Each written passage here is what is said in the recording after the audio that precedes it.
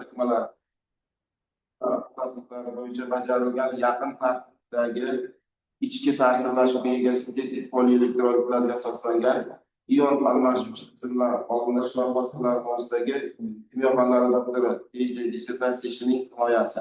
Kimyo fanlari bo'yicha maqsadi. Ish O'zbekiston Milliy universiteti polimerlar kimyosi kafedrasida bajarilgan ilmiy rahbar kimyo fanlari doktori professor Muhammediy Muxtorjon Ganiyevich, rasmiy abonentlar kimyo fanlari doktori professor Rahimov Adham Salimovich va PhD dotsent vazifasini bajaruvchi Mahkam Bunyodov Manijonovich. Italish tashkilot Toshkent kimyo texnologiya instituti. Boshqa savollar yo'qmi? Unda tartibga binoan ilmiy kengashni boshlashga ruxsat berishlarini so'rayman. Agar kim qarshi bo'lmasa, talabgorning shaxsiy ishlari bilan tanishtirish uchun so'zli ilmiy kengashga ilmiy kotibiga beramiz. Assalomu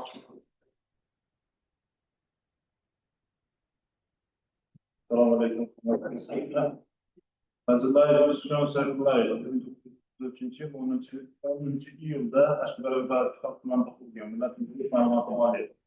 2016 nomidagi O'zbekiston Milliy universiteti talabasi 2020-2022 yillarda Mirzo Ulug'bek nomidagi O'zbekiston Milliy universiteti magistranti bo'lgan. 2023-2025 yillarda O'zbekiston Milliy universiteti tayinli doktorati. Dissertatsiya mavzusi yaqin tartibdagi ichki ta'sirlashuvga ega sintetik elektrolitlarga asoslangan ion almashuvchi tizimlarni olinish va hosillar. Ilmiy rahbar kimyo fanlari doktor professor Muhammediy Muxtorjon Ganiyevich. Dissertatsiya bajarilgan muassasa Mirzo Ulug'bek nomidagi Milliy universiteti. Ilmiy faoliyat davomida 5 ta maqola chop qilingan, respublika va xalqaro konferensiyalarda tezis chop qilinib, ma'ruzalar qatnashgan. Bu maqolalarni jurnallarda agentlik respublika miqyosidagi bazasida jurnallarda chop qilingan. Dissertatsiya ishining dastlabki muhokamasi 18-noyabr 2025 yilda O'zbekiston Milliy universiteti polimerlar kimyosi kafedrasining 5-sonli ilmiy seminarida muhokama qilindi. Raisi polimerlar kimyosi kafedrasi bo'lib, Mahkam tomonidan imzolangan O'zbekiston Milliy universiteti ilmiy ishlar va innovatsiyalar prorektori Ergash nomini tasdiqlandi. Taxlitchilar Seminar Fayzullayev Ruslan Sarbullaevning yaqin tartibdagi ichki ta'sirlashuvga ega sintetik polielektrolitlarga asoslangan ion almashuvchi tizimlar olinish va hosillar mavzusidagi formalliklar bo'yicha falsafa doktori ilmiy darajasini olishga yozilgan dissertatsiya ishini himoyaga tavsiya etdi. Dissertatsiya ishining muhokamasi O'zbekiston Milliy universiteti Chizuvdagi 2022 raqamli ilmiy kengash asosida tuzilgan bir martalik ilmiy kengashning 12.00 formalliklar bo'yicha ilmiy seminarining 2026 yil 10-apreldagi 1-son majlisida muhokama qilingan. Majlis bayonnomasi ilmiy seminar raisi professor Mahkam tomonidan imzolangan va O'zbekiston ilmiy ishlar va innovatsiyalar prorektori Ergash nomini tasdiqlagan. Taxlitchilar kimyo fanlari doktor professor Rahimov hamda PhD Mahkam. Seminarda Fayzullayev Ruslan Sarbullaevning 12.00 formalliklar birikmalari so'zligi bo'yicha yaqin tartibdagi ichki ta'sirlashuvga ega sintetik polielektrolitlarga asoslangan ion almashuvchilar olinishi hosillar mavzusida bajarilgan dissertatsiya ishi kimyo fanlari bo'yicha falsafa doktori. PhD ilmiy darajasini olish uchun Mirzo Ulug'bek nomidagi O'zbekiston Milliy universiteti huzuridagi 2025-2025 raqamli ilmiy kengash asosida tuzilgan bir martalik ilmiy kengashda himoya qilishga tavsiya etgan. Dissertatsiya muhokamasi davrida ko'rsatilgan kamchiliklar inobatga olingan va tuzatildi. Moy haqidagi e'lon 2026 yil 7-mayda O'zbekiston Respublikasi OAG.uz veb saytida va 2026 yil 18-mayda O'zbekiston Milliy axborot agentligi O'zA.uz veb saytida e'lon qilingan. Shuningdek, 2026 yil 18-mayda Jamiyat axborot tarmog'i portaliga joylashtirildi. Yetakchi tashkilot sifatida dissertatsiya ishi va avtoreferati Toshkent kimyo texnologiya instituti ilmiy seminarida muhokama etilgan. 2026 yil 21-may 11/26 sonida bayonnoma. ilmiy seminar raisi texnika fanlari doktor professor Adilov va tadqiqotchi texnika fanlari doktor professor Jo'rayev tomonidan berilgan tadqiqotda dissertatsiya ishi ijod maqolasi hamda ishning dolzarbligi, ilmiy yangiligi, olingan natijalarning ilmiy asoslanganligi va amaliy ahamiyati ko'rsatilgan. Rahmat. Tadqiqotchining shaxsiy fikrlari bo'yicha savollar bormi? Agar savollar bo'lmasa, ma'ruza uchun talablarga so'z beramiz. Marhamat, sizga 20 minutgacha vaqt.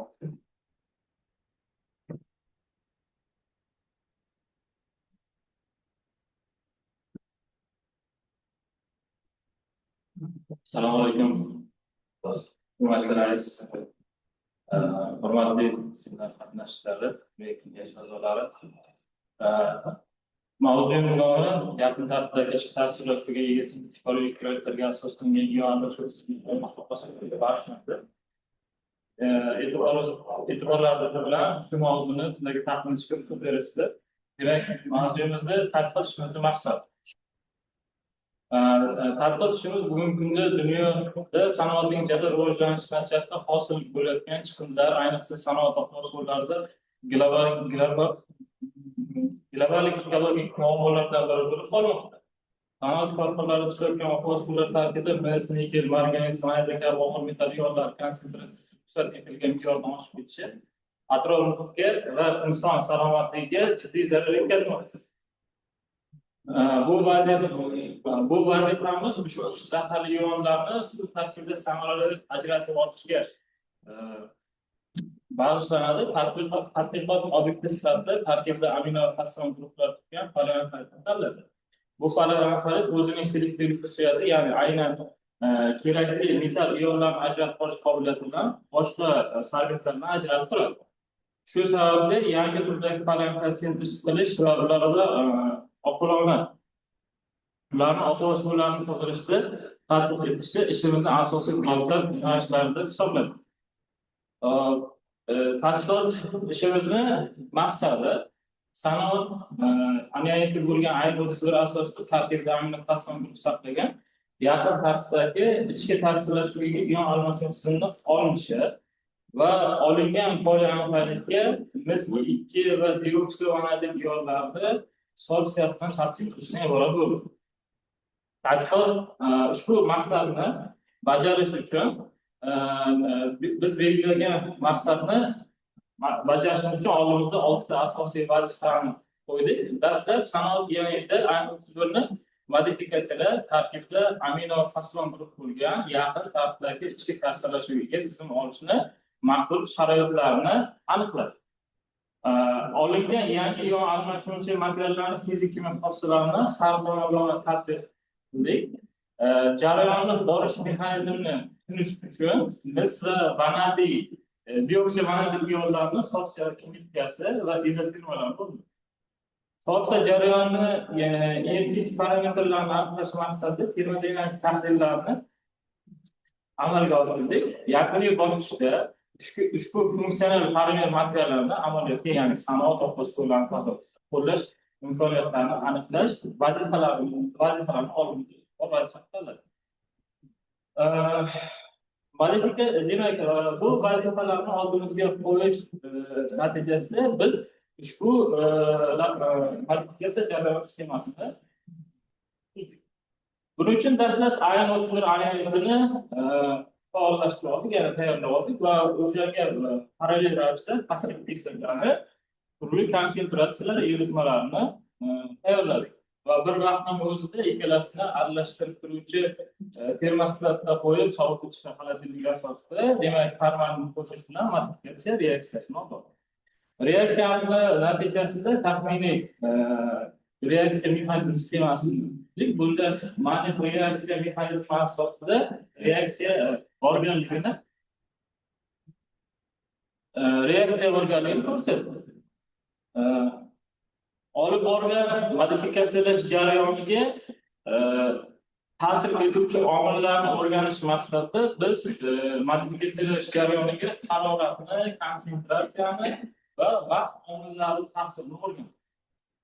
Arasida ko'ringan grafikda pastki kesirda konsentratsiyasini, demak, modifikatsiya jarayoniga ta'sirini o'rgandik va statik almashinuv sig'imi eng maksimal qiymat 75%lik 75% konsentratsiyaga bo'lgan fosfat kislotada kuzatildi.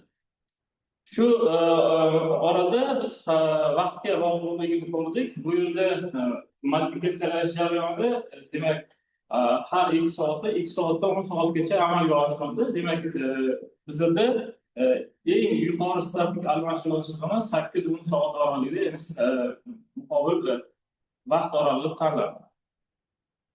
Statik almashinuv sig'imini, ya'ni o'sha modifikatsiya jarayonini haroratga bog'liqligi o'rganildi.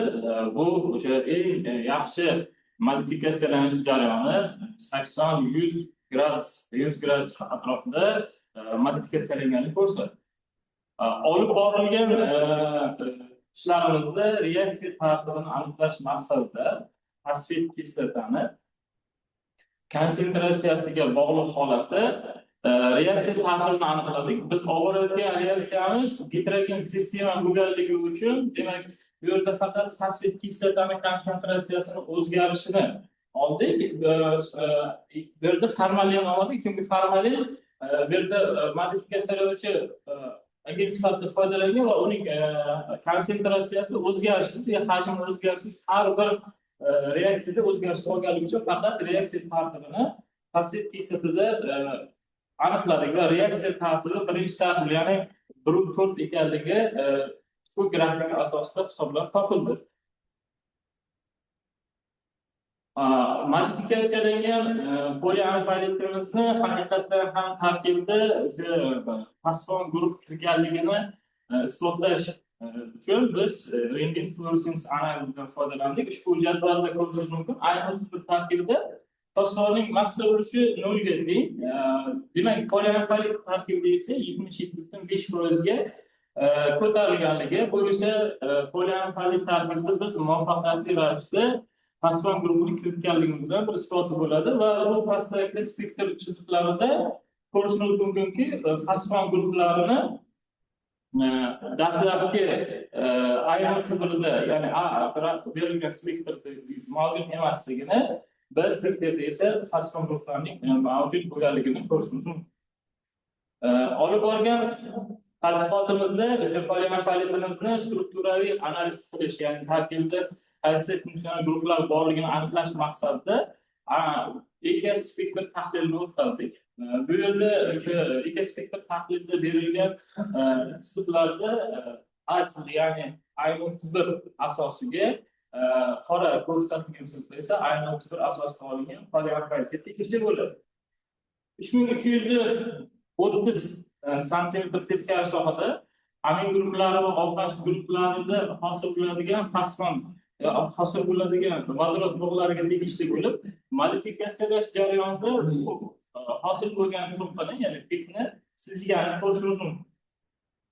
Modifikatsiyalash natijasida 2952 va 2840 teskari santimetr sohada yangi SH2 metilen guruhlariga mavjud bo'lgan cho'qqalarning paydo bo'lishi tarkibida formalin yordamida, demak, fosfon guruhini magnet reaksiyasiga kiritganimizni darrov beradi.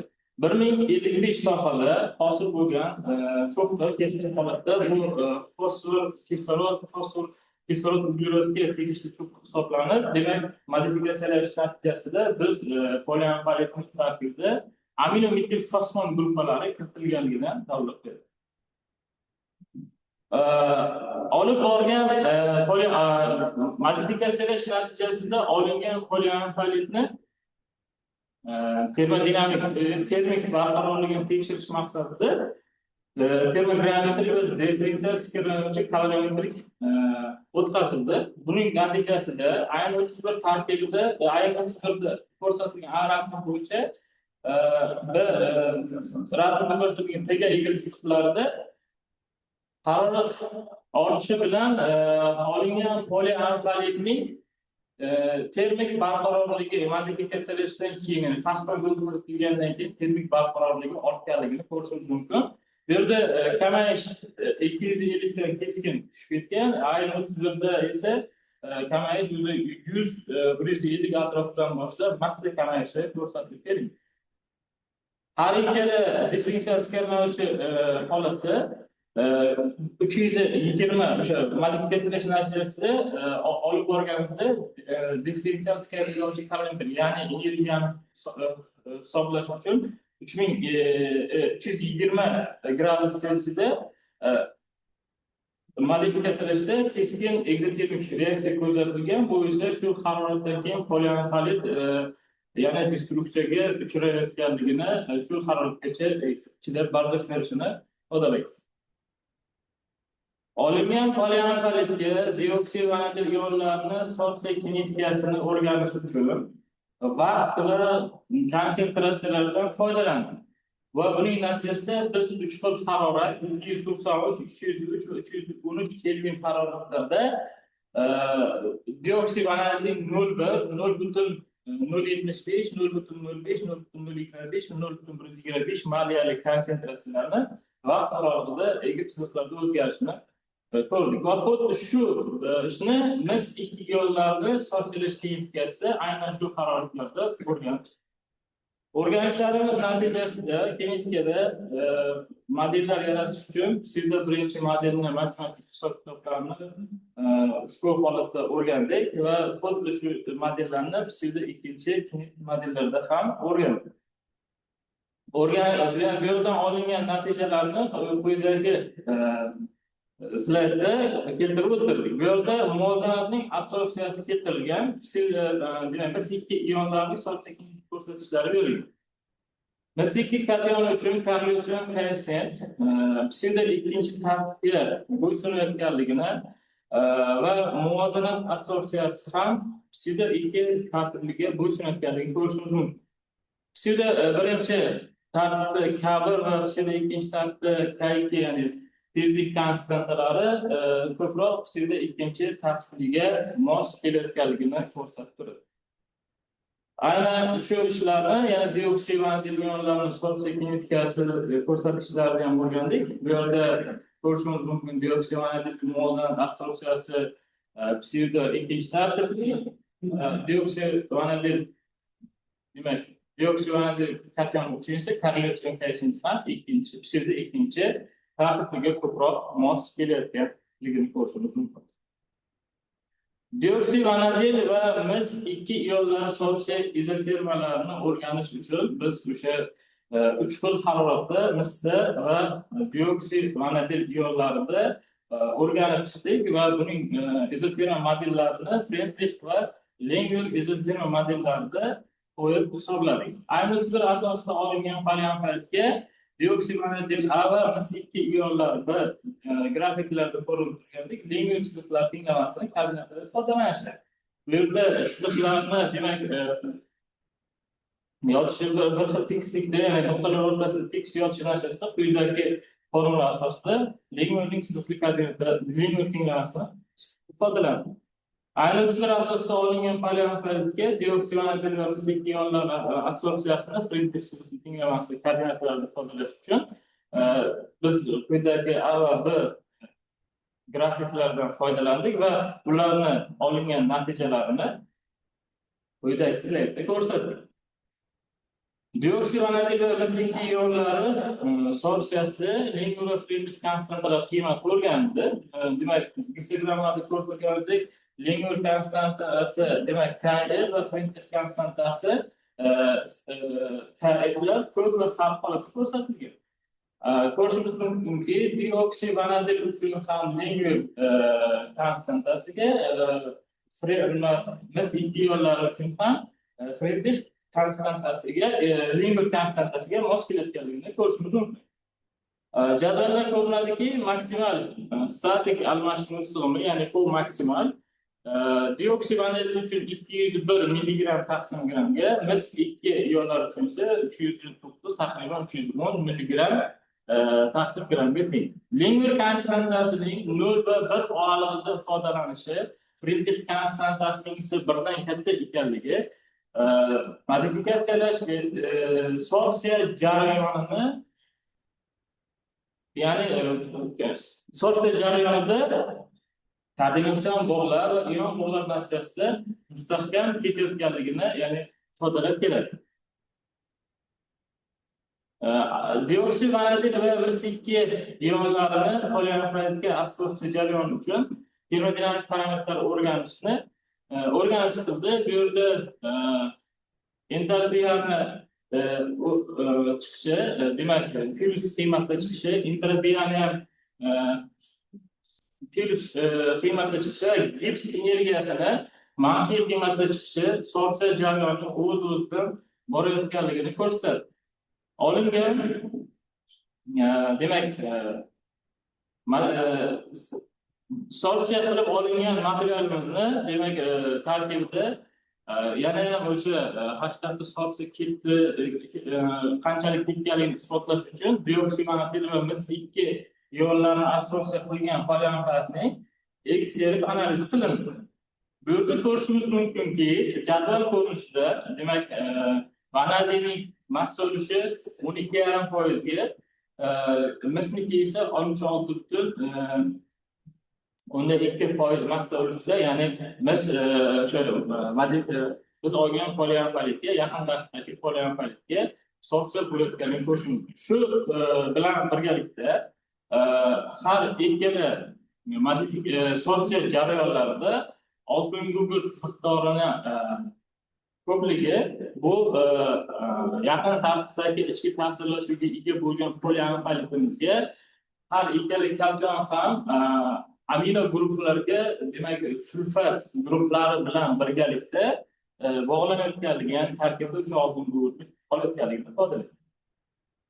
Ayni bir asosida olingan poliamidga, ya'ni A ga MS2 ionlari va dioksid vanadin ionlarini sorsiya qilib ularni demak ega tahlili o'tkazdi.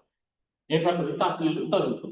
Infraqizi tahlilida 3282 sohada dastlabki ayn 31 tarkibidagi vodorod bog'larining demak modifikatsiya o'sha sorsiya qilingan materialimizdagi, demak misol uchun bu yerda mis sorsiya qilingandan keyin vodorod bog'larining 3200 sohaga surilganligi, dioksid vanadinda esa bu 3260 sohaga surilganligi, demak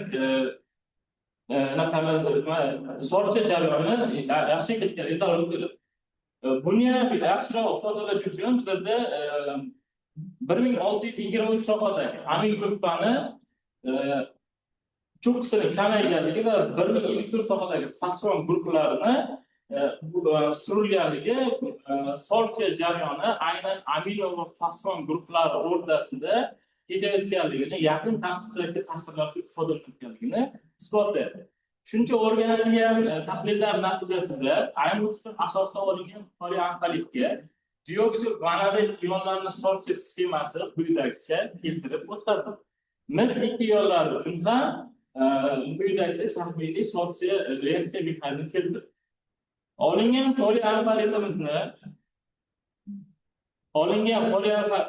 poliamidimizni selektivligini aniqlash uchun ayn 31 va ayn 31 asosida, demak ayn 31 va ayn 31 asosida olingan poliamidlarga MS2 xlorid, ruh 2 xlorid va nikel 2 xloridlarni selektiv ushlab olishga o'rganadi.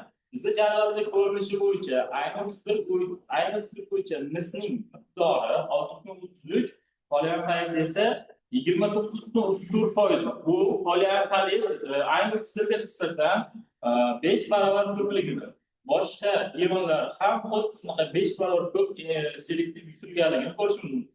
Bu ionlar ichida endi MSning selektiv yutilishi ruhga nisbatan 2 barobar, nikelga nisbatan 5 barobar selektiv ko'rsatadi.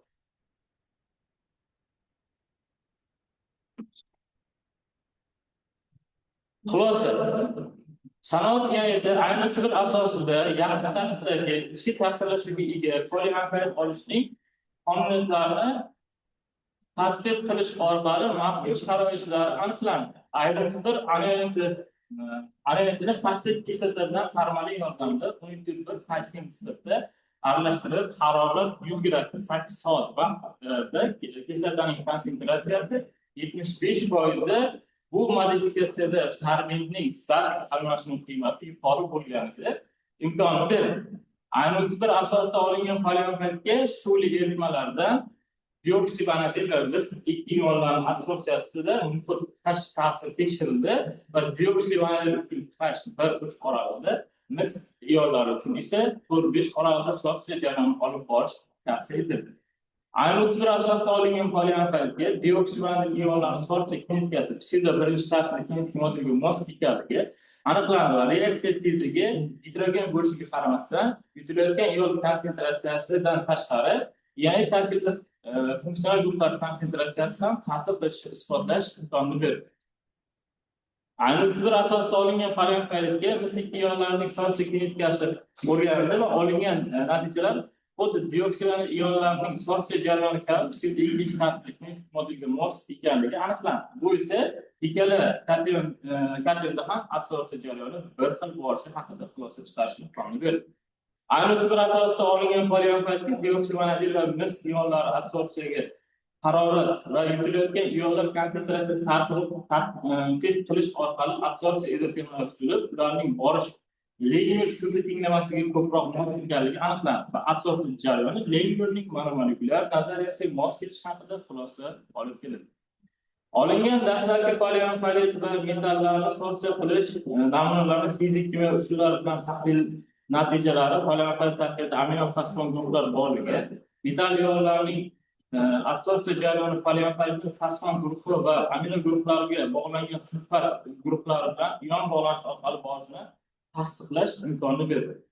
Ayni bir asosida olingan yaqin tartibdagi ichki ta'sirlashuvga ega bo'lgan poliomid Sho'rta neft gaz qazib olish zavodi va Gessar neft gaz O'zbekiston Shvetsiya qo'shma korxonasi mahsulotlar tarkibida dioksibanatil va mis ionlarni ajratib olish uchun tavsiya qilindi. E'tiboringiz uchun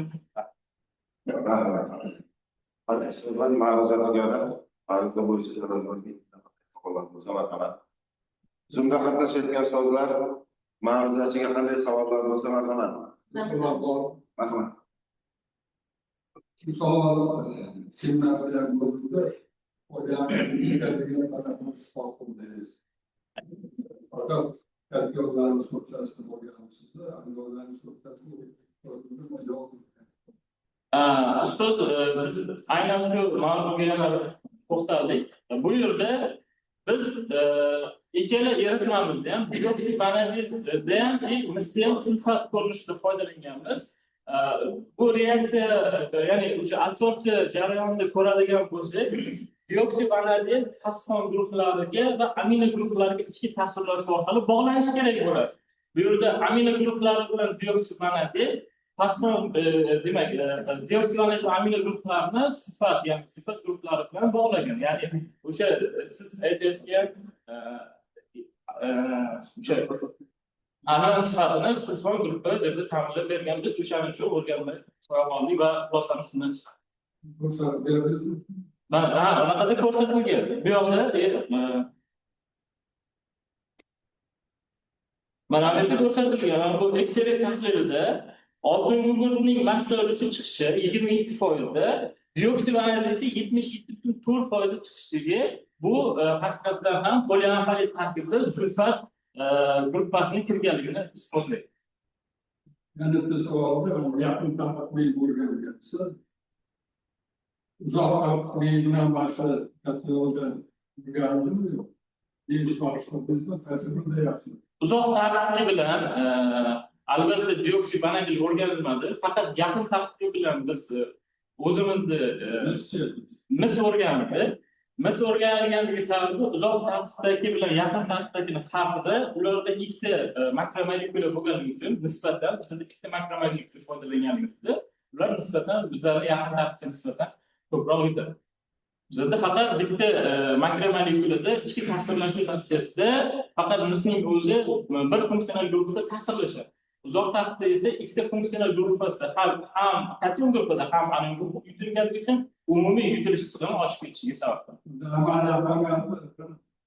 Amaliy ahamiyati shundan iboratki, yaqin tartibdagi ichki ta'sirlashuvga ega bo'lgan poliomidlar, ya'ni aynan tarkibida amino-fosfon guruhi turgan birikmalar yuqori bo'lgan, ya'ni og'ir metallarni xilatlash, ya'ni kombinatsion bog'lar orqali tutib qolish imkoniyati yuqori bo'lganligi uchun bu yerda dioksid, vanadin va shunga o'xshash platina, palladiga o'xshagan og'ir metallarni sorsiya qilishi adabiyotlarda aynan fosfon va amil guruh tutgan yangiliklar ko'p qo'llanganligi uchun biz amaliy ahamiyatini shunga qo'yib qoldik.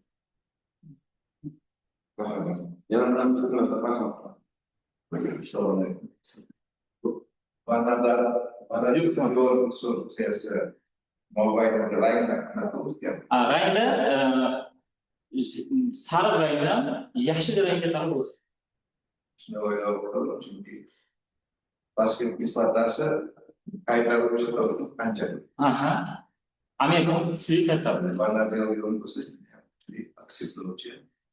Vanadinga o'tadi. Shuncha layondan nazorat qilamiz. Yaxshi o'tgan bo'lsa, qisman demak. Qisman oqsillar qaytarilishi. Chunki kuchli oksidlovchi 205 holatda vanadin bu kuchli oksidlovchi bilamiz. Amil guruhlari esa kuchli qaytaruvchi xususiyatga ega ekanligini aytamiz.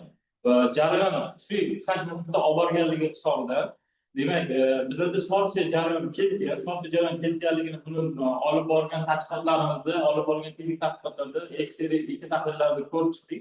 Shuning mobaynida konsentratsiya yuqori bo'lganlarida siz aytganingizdek, yuqori konsentratsiyada sorsiyadan qolgan dioksid magniy ionlarni qaytarib Yaqin uzoqlarda asosda bor edi.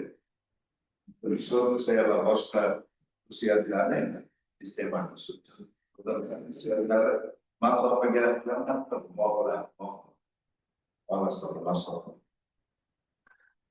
bu albatta masofaga to'g'ri keladigan savol bo'lganligi uchun masofalarda ko'pincha ion radiuslari qanchalik katta bo'lganda masofalar o'rtasida masofa katta bo'lganda ular o'sha ionlarning ion radiuslari katta bo'lgan ionlar, ayniqsa gidratlangan ionlar katta bo'lsa, bu nisbatan gidratlangan ionlar katta bo'ladi. O'shaning uchun masofaga yiriklashgan sari ionning tutish qobiliyati o'sha chuqur nimaga kirib borish imkoniyatlarini ko'rsatib o'tadi. Bu ionlar kattaligi taxminan angstrendan nanometrgacha bo'lgan. Endi meni masofam yaqin tartibdagi ichki ta'sirlashuv bo'lganligi uchun aynan ionning radiusiga mos keladi. Uzoq tartibda bo'lganlarda siz aytganingizdek santimetr, millimetrda hisoblaganda 10 darajasidan minus 9 darajagacha farq qilishi mumkin. Biz yaqin tartibda ifodalaganligimiz uchun bu ion radiusiga qisman ta'sir qiladi.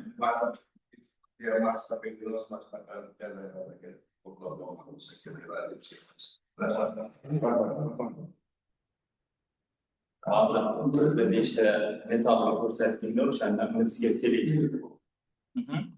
Bizga selektivligi nima bilan izohlashadi? Biz ruhniki nima metalga bog'liq yoki karbonga bog'liq xususiyatda selektivligi o'zgaradi. Bu rahamsiz savol uchun va endi Bayer nazariyasiga ko'ra gidratlangan ionlarning hajmiga bog'liq bo'ladi.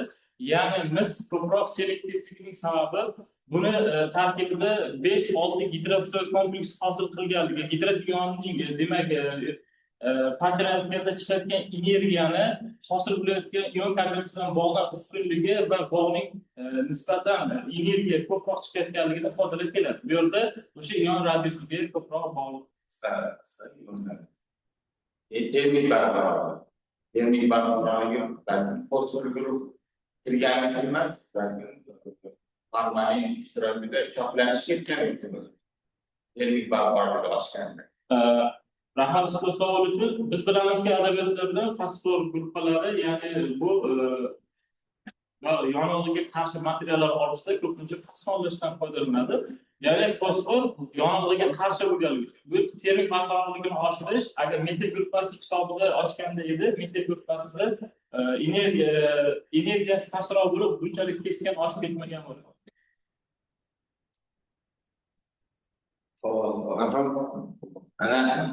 Mana zarur hamma ionlarni qarang, oxirida o'lchagansiz. Anionik bilan olgan nimangiz. Beda so'ngda so'ltasi kimyoviy xarakteriga ega, to'g'rimi? Albatta.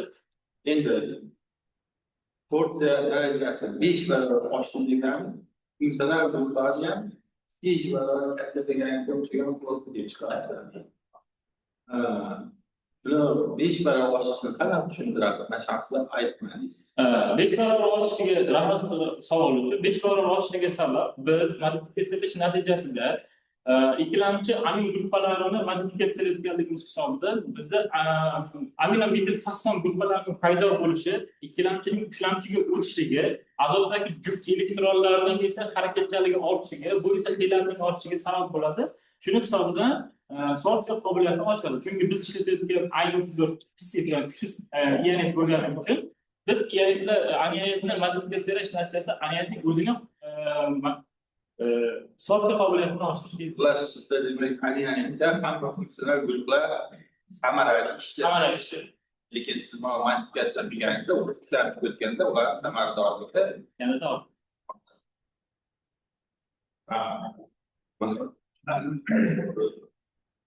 Mana nima uchun aynan siz mis bilan dioksivanalit ion tanlagansiz? rahmat ustoz. Aynan nima uchun mis va dioksivanalit ion tanladik? Dioksivanalit ion tanlashimiz bu aynan kuchli qimmatbaho katalizator hisoblaganligi uchun biz katalizatorlarni qayta ishlash jarayonida katalizatorni demak boyitish uchun yana qayta ishlanadi. Uni dioksid vanadiy 5 oksidini konsentrlangan sulfat kirishida eritib, keyin ammoniy holatda ammoniy vanadiy va cho'kishi natijasida bizda yana dioksid vanadiy sulfat ko'rinishi oladi. Shuning uchun aynan biz dioksid vanadiy sulfatdan foydalandik. Juda qimmat. Nima uchun boshqa yo'llar tanlanmaganda aynan shu yo'ldan? Misning tanlashimiz solishtirish uchun tanlangan. Dioksid vanadiy esa katalizator sifatida qo'llash uchun, ya'ni o'zi katalizatorni qayta qilayotganda ortiqcha sarf bo'lib ketmasligi, oxirigacha olib qolish. Keyingi savol, mana ma'lumki biz mana dioksivanatil ionlarni sorpsiyalash ko'pgina solventlar ma'lum. Sizni ishlab chiqargan usulingizlarda afzalligi nima? Yangiliklar nima bo'ladi? Rahmat ustoz, bizda ishlab chiqqan usulimiz shu kungacha qilingan modifikatsiya jarayonlari sintetik, ya'ni shu kunda ishlab keladigan sanoatda ishlatilgan ilk-belgilardan foydalanadi. Biz sanoatda ishlatilgan hozir kunda muqobil ishlatilgan variantni oldik va modifikatsiyalash natijasida uning funksiyalarini kuchaytirib, yana sanoat darajasiga olib chiqishni maqsad. Mana ajabski, boya Bekjanov savolni davomi nima uchun mana bu nikel ionlarni o'rganganingizda bu yerda bog'layapsiz, atom radius bilan bog'layapsiz. Bu yerda fizikaviy so'rishga ketyapti, kimyoviy so'rishga bo'ladi. Kimyoviy so'rishga ketyapti ustoz. Bu yerda havoga bog'liq bo'lsa, radius bo'lsa, havoga bog'liq bo'ladi. O'sha radiusdagi ionimiz albatta sizga tushunish uchun mana bu yerda mana havoning degan tushuncha bo'yicha mis ikki ionlar uchun gidroksikomplektsning hosil bo'lishi, ichkariga kirib borgan sari gidroksikomplektsning esa suv bo'lib turib chiqib ketayotganligi, ya'ni entropiyaning esa ortib borayotganligi. Havoga kirib borgan sari gidratlangan ionning ichidagi mis ion o'z radiusiga qoladi va o'sha havoning eng borishi mumkin. boshqa metall ionlari kelmaydi. Boshqa metall ionlari radiusiga qarab, misol uchun buning ion radiusligi aynan selektivligi yuqori. Bu yerda gidratlanish 5-6 gidroksikompleks hosil qilgan. Gidroksikompleks biz bilamizki, adabiyotlarda ma'lum 2110 mis gidrokompleksning kilojol taqsim moldagi bu yuqori ion to'g'lanishni yetarli yerga chiqarganki va bog'lik hosil bo'lishiga ta'sir uchun misda selektivligi yuqori. Qolganlarning gidroksikompleksi kam. Tamam, sarsın sıkılmadan. Sarsın yok yukarıda. Kuyuya yapıyoruz. Yani tepede. Tepede hala 12 sene. Ankara'da maşallah konsantrasya 0.75 bo'lyapti mana. Demak, kamayotganlik anaqa sahifasi qilma konsentratsiya oshgan. 0.75 molar bo'lyapti-da. Lekin 0.5 dan tashlatiladi. Sababi nimada? Qaysi grafik bo'yicha? Mana o'ng tomonda emas. 3 kira deydi. Ha, nima 0.5 moliyaviy Ha. Bu yerda rang belgilanish bo'yicha ustoz texnik xatolik topdi. 0.75 baland chiqadi. Buni biz nimada ko'rsatgandik. Hisob to'lamalar rang belgilash biz texnik. Bu tasbih kisatalar qaysi gruplarda? Panelni rakramlarga ko'ra qaysi funksiyalar guruhiga vodorod Rahmat. To'g'richa reaksiya mexanizmi albatta maniq reaksiyasi asosida bo'ladi. Bu klassik mexanizm. Klassik mexanizm o'rganish uchun gammagen sistemada foydalangan. Bu albatta amin gruppalarga vodorodda formalin bilan boyitilib, keyin fosfatdagi o'sha qutbsiz kovalent bog'dagi amina guruhi harorat taqsimini ko'radigan bo'lsak, yo'q, reaksiyani ko'rishga. Siz boya aytdingizki, 100 gradusdan keyin destruktiv uchraydi, aynan sizda qarasangiz harorat qiyoslangish bilan aminni aniqlik ko'rsatmagan bir ikkisi turibdi. Agar asosiylik xossasi, ya'ni azotning ishlamchiligi oshganligi hisobiga boshlansangiz, bu oshmaydi. Rahmat. Bu yerda siz aytganingizdek modifikatsiyalash jarayoni polimerda bo'lganligi uchun asosan birinchi o'rinda protonlashmada bizda konsentratsiya yuqori bo'ladi. Shuning natijasida hamma funksional gruppa ham amin gruppalarga o'sha fosfin gruppalarga almashadi. Ya'ni o'sha qarimchilik qismi qoladi. Bu o'rtachasi olinganligi uchun bizda ichki ta'sirlashuv natijasida nisbatan o'zgaradi. 5 dan 5 atroflarigacha nisbiy o'zgarish kuzatilib bo'lgan. Pasayadi. Oshishga harakat qiladi. Pasayish o'rniga ko'payishga harakat qiladi. Savollar bormi? Hurmatli ustozlar.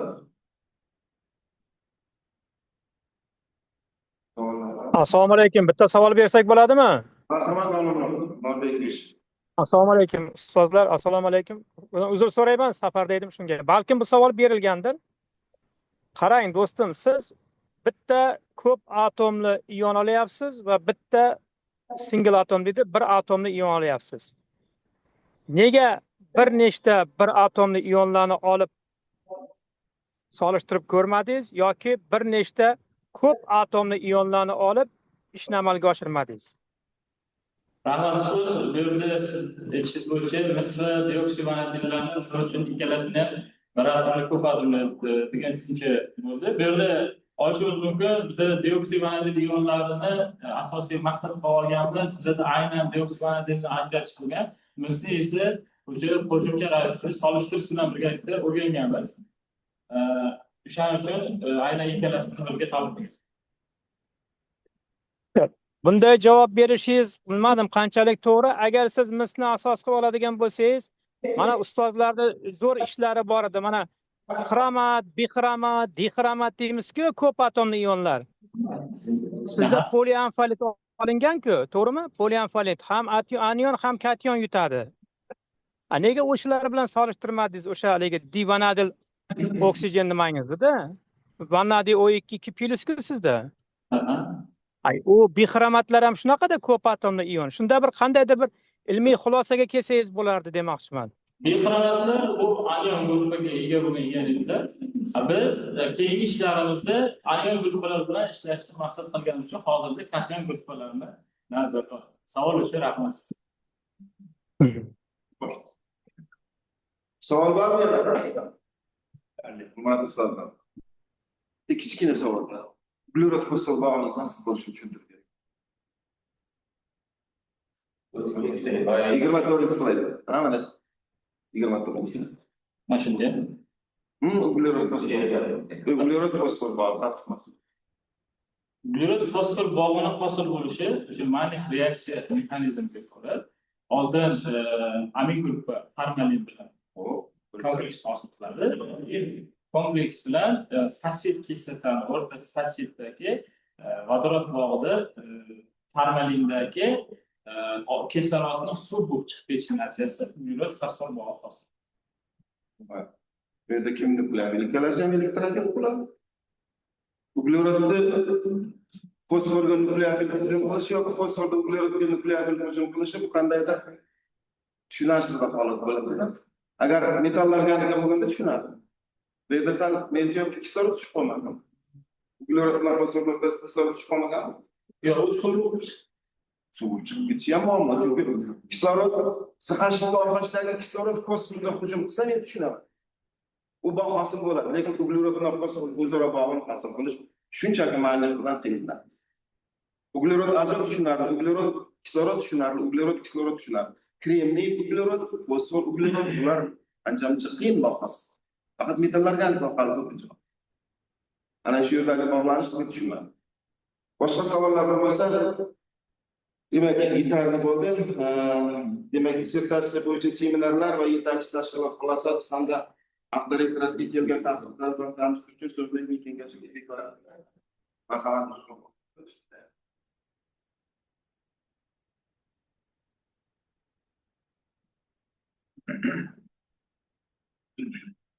Yetakchi tashkilot hafta referatga kelgan mulohazalar. Yetakchi tashkilot sifatida dissertatsiya vaqti turadi. Toshkent shunday biotexnologiya ilmiy seminarlar muhokama etilgan 26 may 2020 yetakchi tashkilot ilmiy seminari raisi doktor professor Adilov ish Muhammedov tomonidan imzolangan va Toshkent biotexnologiya ilmiy ishlar va innovatsiyalar bo'yicha prorektor Rahim tomonidan tasdiqlangan. Tadqiqotchilar professor Yurayeva Yurgan taxrizda dissertatsiya ishi ijod bahonani undan oldingi dolzarblik, zarurat, maqsadlar vazifalari, yangiliklari, ilmiy va amaliy ahamiyati, tadqiqot qanchadan joriy etilganligi, chop etilgan ishlarning dissertatsiyaning asosiy natijalarini aks etganligi, dissertatsiyalar referatning o'zaro mosligi ko'rsatilgan. Bilan bir qatorda quyidagi kamchiliklar ta'kidlangan. Dissertatsiya birinchi, demak, dissertatsiya polietilen va polipropilen holati so'zi noto'g'ri qisqardi. Ikkinchi adabiyot sharhida bir ikkinchi bandada qilingan ishlar tahlili bir-biri bilan bog'lanmagan. 85, 86, 87 adabiyotlarning o'zaro bog'liqligi maqsadga muvofiq. Uchinchi adabiyot sharhida tahlil to'liq keltirilmagan. Asosiy jihatdan yetarlicha yoritilmagan. To'rtinchi, uchinchi jadvallar ko'rsatishlari va rasm berilgan, bittasi olib tashlash kerak. 58-chi betda AN31 paramolik va fosfit kislotasidan modifikatsiya qilingan, ammo uning xosalari keltirilmagan. 81-chi shunga o'xshash ish keltirilgan, nimasi bilan farqlanadi. 6-oltinchi rasmda X-ray tahlilda fluor sement bor. Qayerdan kelgan? Gaz spektrida yutilish mavjud emas. Aniqlik kiritish kerak. 7-chi 3-12 rasmda izoh keltirilmagan. 8-chi 3-5 bandida sursa jarayonidan tahlil keltirilgan. 3 bandi bilan farqi nimalar? Aniqlik yo'q. 9-chi nimaga modifikatsiyalangan poliamidali bir ioniti bilan solishtirilgan. Dissertatsiya referatiga quyidagi mutaxassislardan tahlillar olingan va ushbu tahlillarda aniqlangan ish ijobiy baholanib, ishning dolzarbligi, ilmiy yangiligi, olingan natijalar ilmiy asoslanganligi va amaliy ahamiyatni chop etilgan. Bilan bir qatorda tahlilda quyidagi kamchilik va takliflar keltirilgan.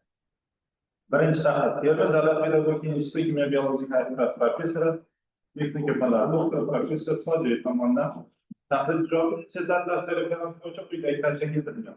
Ishda sintez qilingan, ya'ni statik almashinuv hisoblanib o'rganilgan. Dinamik almashinuv ham o'rganilsa maqsadga muvofiq bo'ladi. Ikkinchi tahlil Termiz davlat universiteti Namangan kommunikatsiya kimyo doktor professor tahlil javobi dissertatsiya referat bo'yicha quyidagi tavsiya keltirilgan. Referatdagi ikkinchi tahlilda Friedrich parametrlar qiymatiga ko'ra, bir asosda olingan poliamiddan yo'llar absorpsiyasidan yana qiymati mos ravishda 185 ga teng ekanligi keltirilgan. Burada misli en qiymati katta bo'lish sababi izohlansa ishning ilmiy ahamiyati yanada ortadi. Uchinchi tahlil Olmaliq davlat texnika instituti professori qonun berilgan tahdidlarga dissertatsiya tayyorlash bo'yicha kamchilik berildi. To'rtinchi tahdid O'zbekiston Fanlar Akademiyasi Preliminary kimyo fizika laboratoriya mudiri, fanlar doktori, professor Vohidova tomonidan berilgan tahdidlarga dissertatsiya tayyorlash bo'yicha quyidagi tavsiyalar keltirilgan. Birinchi, abturiyentlarga bir turdagi ion almashuvchi simulalarning sertifikatini olish jarayoni cheklangan va ancha mavhum yozilgan. Bu nima deyishdir? Natijada jarayonning kimyo mohiyati nimada iborat ekanligi tushunarsiz. Bu klor ionlarining fosfit ionlariga almashinishimi? Ishlab chiqilgan ion almashuvchi simulalarning mantiqasi mexanizmini tashkil qilish, bunda formalinning bog'lovchi sifatida rolini ko'rsatish maqsadga muvofiq bo'lar edi. Ikkinchi, molekulyar kompleks hosil qilish xususiyatiga qaramay, dioksimonadil va misik ionlari kimyoviy tuzilishi, ion rashamlari va boshqa kimyo xosalari farqlari. Shundan kelib chiqib, ichki o'zaro ta'sirga ega polyamidning tarkibiy xususiyatlari ularning ionlarga nisbatan selektivligi, sarchon xosalarga qanday ta'sir qilishiga aniqlik kiritilsa maqsadga muvofiq bo'lar edi. Chunki bunday ion almashuv tizimlarining real ishlab chiqarish jarayonida sharoitda uzoq muddatli barqarorligi o'zicha ta'minlash uchun ularni olish texnologiyasi ishlab chiqilgan. Beshinchi tahdid kandidat matematika nomini Garsen Vladimir Yevgenyevich Gaishman, Davlat shahri optiki fakulteti fiziki informatsioniy texnologiya у Гамельского государственного университета Франциска Скорик. Tahdid ijobiy tomoni berilgan tahdid ijobiy dissertatsiya tarafdori bo'yicha kamchiliklar berildi. 6-tahdid Samarqand davlat universiteti kimyo fanlari doktor professor Turoq tomonidan berilgan tahdid ijobiy dissertatsiya tarafdori bo'yicha quyidagi tavsiyalar keltirildi. Dissertatsiya tarafdori 4-jadvalida dioksimonadil ionning qo'lanqali reaksiyalar uchun funksiyalarning o'zgarishi 303 kelvin va 313 kelvin haroratda aniqlanishda xatoliklar mavjud deb hisoblaydi.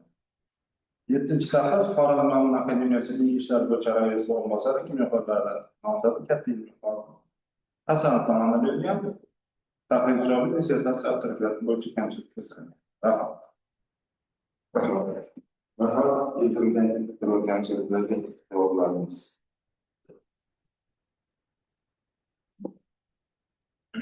Yetakchi tashkilotdan berilgan takliflarga javob.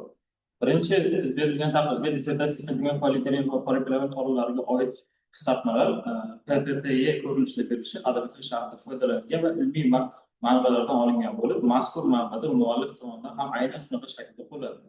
Shu bilan birga termodinamik aniqliklarni ta'minlash maqsadida ushbu qisqartmalarni qayta ko'rib chiqildi va matnda tegishli izoh berildi. Ikkinchi berilgan taklifda adabiyot shartining 2-chi bandida keltirilgan 85, 86, 87 adabiyotlar mazmun jihatdan bir-biriga yaqin bo'lib, asosan dioksimonadil ionlarning absorpsiyasiga bag'ishlangan. Shu sababli ushbu ishlardagi tadqiqot natijalarining mavzuga bevosita tegishli va zarur jihatlaridan ilmiy ishlab foydalaniladi. Bildirilgan taklifni inobatga olib, mazkur adabiyotlar o'rtasida mantiqiy bog'liq kuchaytirildi hamda tahlil qilindi.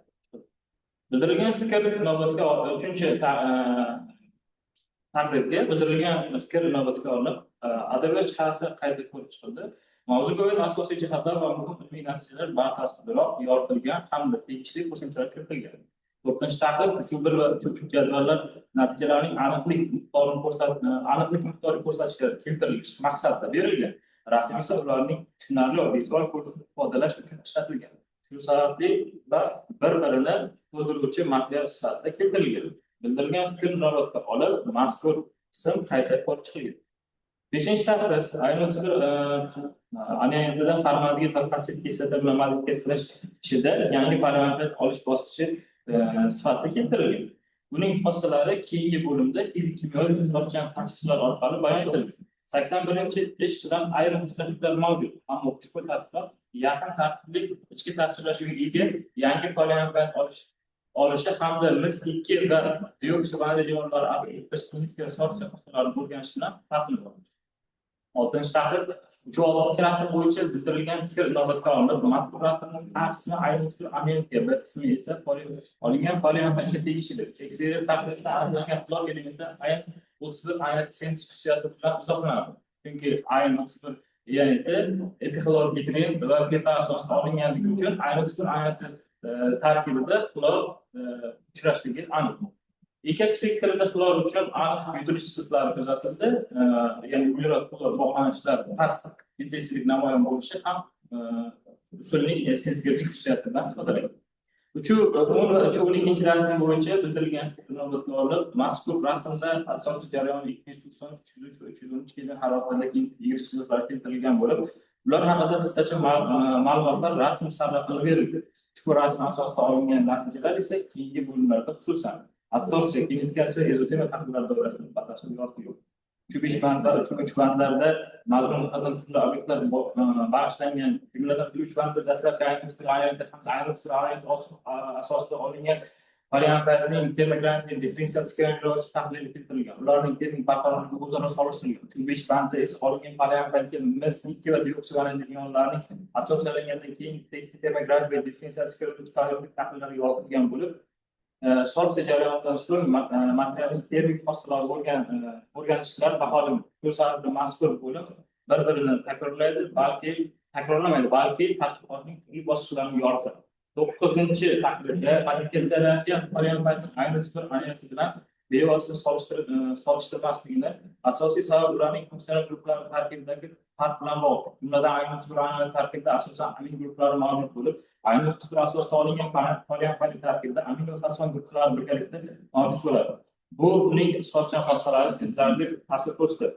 Turli funksional guruhlarga ega materiallarni bir xil sharoitda to'g'ridan-to'g'ri qiyoslash ma'lum cheklovga ega bo'lganligi sababli asosiy ishda bunday solishtirish alohida e'tibor qaratildi. Shu bilan birga olingan variantlarning aynan turga nisbatan samaradorligini baholash maqsadida biz 2, nikel 2 va rux 2 kationlari aralashmalari qiyosiy tadqiqotlar olib bordik. Bu ishdagi tashkilotlangan tahlillarga javob. Avtoreferatga berilgan tahlillarga javob birinchi tahlilga demak bildirilgan tavsiya uchun ushbu tahlilchiga tashakkur etamiz. Ta'kidlash joizki dissertatsiya ishida sens qilingan ya'ni nafaqat statik almashinuv sifonlari, balki dinamik sorpsiya jarayonlari ham tahlil qilingan. Bu tadqiqotning amaliy natijalari sho'rtan va gissar sho'rtan neft gazini qazib olish va O'zbekiston gissar neft gaz zavodlarida o'tkazilgan sinov tegishli ma'lumotlar bilan o'z ta'sirini hisoblaydi. Shuning uchun dinamik almashinuv hosillar dissertatsiya ishidan kamroq qolgan hisoblanadi. Ikkinchi tahlilga javob. Mazkur tavsiya uchun tahlilchiga kattakon minnatdorchilik bildiramiz. O'z vaqtida aylanmasdan tahlil qilganligi uchun Frentech modeli bo'yicha aynan tur asosida olingan variantlarga biz ikki yollarning assotsiyasi eng qiymati 3.9 deoksirvanil uchun 185 nisbatan yuqori bo'lishi asosiy jarayon intensivligi hamda sarbat o'rtasida o'zaro ta'sir darajasini ushlab ekanligi bilan izohlangan. Xususan, biz ikki yollar ion radiosi gidratlanish xususiyati va poliamid tarkibida funksion guruhlari bilan koordinatsion bog' hosil qilishi qobiliyati yuqoriroq bo'lgani sababli asosiy jarayonni nisbatan qulay kechgan. Natijada Frentech teknologiyalarida eng qiymati kattaroq bo'lib, bu jarayonning qulay asosiy harakatiga ega ekanligini ko'rsatadi. To'rtinchi tahlil birinchi savolga tahlilchi tomonidan bildirilgan mazkur tavsiya uchun tahlilchiga kattakon minnatdorchilik bildiramiz. Ta'kidlaganlik avtoreferatning 29 asosan aynan bir asosda olingan parametrlarning statik almashinuv sifatlari natijasi keltirilgan bo'lib, modifikatsiya jarayoni batafsil avtoreferatda ko'rsatilmagan tushunarsiz bo'lganligi uchun tushuntirib o'tamiz. Modifikatsiya jarayoni aynan bir tarkib amin guruhlari bilan passiv kislotalar farqlangan ishtirokida manik reaksiyasi mexanizmida asosida kimyoviy bog'lanish orqali amalga oshadi. Bu yerda xlor ionlari yo'q. Xlor atomi esa aynan shu tarkibida, ya'ni epixlorgidrindan qolgan atom hisoblanadi. Mazkur modifikatsiyalash umumiy reaksiya mexanizmi asosiy matnda keltirilgan. Ushbu tahlilning ikkinchi savoli bo'yicha tadqiqot ishida ichki o'zaro ta'sirga variantlar sarsion xossalar ion radiosi va kimyoviy tabiati bilan bir-biridan farq qiluvchi mis, rux, nikel ionlariga nisbatan o'rganilgan hamda ularning seleksiyasi aniqlangan. Olingan natija variantlar tarkibida funksional guruhlarning tabiati, ionlarning gidratlanish darajasi va koordinatsion xususiyatlariga bog'liq holatda sorpsiya samaradorligi turlicha bo'lishi ko'rsatilgan. Shu asosda variantlar turli yangiliklarga nisbatan selektiv sorpsiya xususiyatlari baholangan. Ushbu tahlilning uchinchi savoliga ta'kidlash joizki ishlab chiqarishda ion almashinuv qismlarini amaliyotga joriy etish imkoniyati ham baholangan. ularni olish texnologiyasi optimallashtirilgan bo'lib, real ishlab chiqarish jarayonlariga moslashish imkoni beruvchi texnologik parametrlar ishlab chiqarilgan. Shuningdek, polianfalarning uzoq muddatli ishlash barqarorligini ta'minlash maqsadida ularning soxta mahsulotlarni qayta tiklash, regressiya imkoniyatlari ham inobatga olinib, 10 martagacha qayta regressiyadan o'tkazilgan. Mazkur natijalar ishlab chiqarish sharoitida qo'llash istiqboli mavjud edi. 6-chi taqdirga kelgan taqdirga sizga katta rahmat aytamiz. Ular ko'rib bergan joy 303 kelvinda 313 kelvindagi dioksid vanadin ionlaridagi kuzatilgan hisoblash bo'yicha bildirilgan e'tirozlar. Bu yerda hisoblash bildirilgan kattalik o'zgarish ko'rsatilmagan sababi o'sha yerda olingan termodinamik parametrlarda qisqartirish jadvalda berilishi bo'yicha yaxlitlash olingan. Biz esa uni hisoblash jarayonida yaxlitlamasdan exit hisoblagan uchun o'rtasidagi ozroq tafovut. Rahmat. Rahmat. Endi muhokamaga o'tamiz. So'z rasmiy apparat kimyoxonalar doktor professor Rafiqov Asqamsaliyev matematik hisoblar.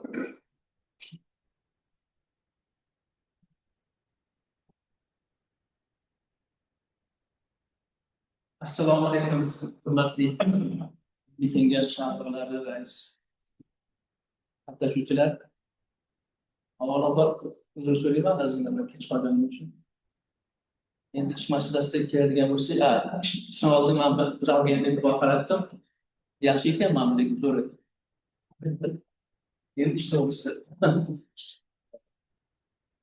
Ushbu ishni seminarda ham muhokama qilganimizda hammalar shunday eshitgansizlar. Endi mana hammamiz ko'rib turibsizki, mana oxirgi ishlarimizda hammasi sanoatda ishlatiladigan ko'p tonnali tarqalgan amoniakni modifikatsiya qilishga bag'ishlangan ishlar ko'ryapmiz. Oldingi ishlarda uzoq tartibli ta'sirlash yaqin tartibli ta'sirlashga asoslangan. Bevosita o'sha AN31 amoniakni o'rta vaqtda formaldegidd bilan modifikatsiya qilish orqali tarkibda ham fosfonli ham ammoniy guruhlari saqlangan. Shundan birga ham kationit ham anionit vazifasini bajara oladigan poliamfolit sintez qilingan. Mana shu poliamfolitni sarson xossalari, termik barqarorligi, sodir bo'ladigan reaksiya mexanizmlari, olingan poliamfolitni fizik, mexanik, kimyoviy xossalari hamda uni qo'llanish sohalari aniqlangan va keng qamrovli tadqiqotlar bajarilgan. Albatta, ushbu ishni ilmiy yangiligi mavjud va yangilikka ega, ya'ni mana shu yangi yaqin tartibli ichki tasvirlashiga ega bo'lgan bifunksional guruh saqlagan ionlashuvchi materiallar olinganligini ta'kidlash mumkin. Keyin uni olishni nafaqat olingandagi kinetik termodinamik qonuniyatlari tadqiq qilingan va aniqlangan. Reaksiyada heterogen jarayonga xos bo'ladigan jarayonlar kuzatilishi aniqlangan. Poliamfolitni kimyoviy tasvirlari aniqlangan hamda mis ioni va vanadiy-O2 ionini sorpsiya jarayonlari o'rganilgan. Shu sorpsiya qilishganda ham fosfon ham amino guruhlarni qanday vazifani bajarishligi aniqlangan. Endi bu olingan ishni nafaqat ilmiy jihatdan, amaliy jihatdan ham natijaga erishilgan. Bu olingan anionit ionlanish sig'imi hozirda foydalanilayotgan anionitlarga nisbatan yuqori ekanligi o'zini ijobiy tomonlarini ko'rsatgan. Shu bilan birga sho'rton, neft va gaz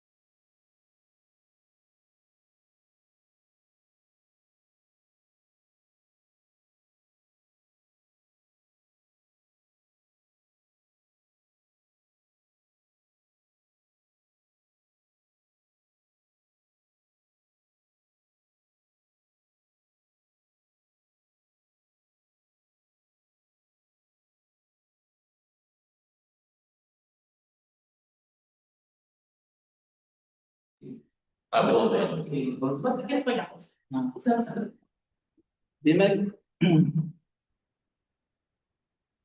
shu takliflarni ruxsatlar bilan aytib o'tsam, birinchidan o'sha poliarxolitda sinteziz haqida. Demak, 3 ta komponent bo'lyapti. AN91 anyanidi, fosfin kislota, ortofosfin kislota hamda formaldegid. Endi nisbatiga oladigan bo'lsak, ortofosfin kislota nazarimda ancha ko'p olingan bu chiqyapti. O'sha agar fosfin kislota ko'p olingan bo'lsa, unda protonlar, aminoglutlar uni formalin bilan reaksiyasi, nukleofillashtirish reaksiyasi biroz cheklanib qolishi mumkin deb adabiyotda berilgan. Mana shu namunani ko'rish kerak.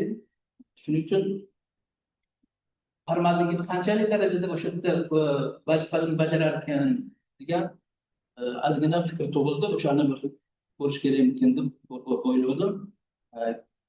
Mana shu demak birinchi shu taklif mana shu haqida, shu fosfin kislotani ko'pligi hamda to'liq protonlangan hisobiga formaldegid bilan reaksiyasi biroz to'g'rilanib qolishi mumkinligi to'g'risida shu tomonda o'ylab ko'rish kerak deb o'ylayman.